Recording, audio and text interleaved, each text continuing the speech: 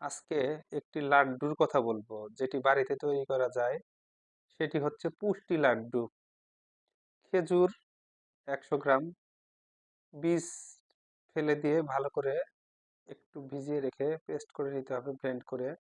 বাদাম 100 গ্রাম, কাঠবাদাম 100 গ্রাম, কাজু বাদাম 100 গ্রাম, মিষ্টি কুমড়ার বিচি বা পামকিন সিড 100 গ্রাম, চিয়া সিড 100 গ্রাম, ঘি 100 গ্রাম।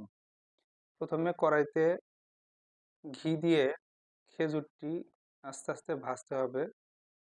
তার মধ্যে যখন খেজুরটি আঠা আঠা হয়ে যাবে, যে কয়টা উপাদান বললাম সবগুলো ভালো করে আধা কুটা করে, সেটা হামানদিস্তায় হতে পারে, ব্লেন্ডারে হতে পারে, ব্লেন্ড করে নিয়ে দিয়ে দিতে হবে।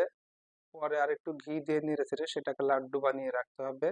প্রতিদিন সকালে একটি লাড্ডু ও সন্ধ্যায় একটি লাড্ডু খেতে হবে। যাদের শারীরিক দুর্বলতা, হাড়ের গঠনে সমস্যা, কোনো ধরনের তারা শরীরে বল পান না, তাদের জন্য এই লাড্ডুটি খুবই কার্যকর। তবে একটি শর্ত, যে পেট ভালো থাকতে হবে।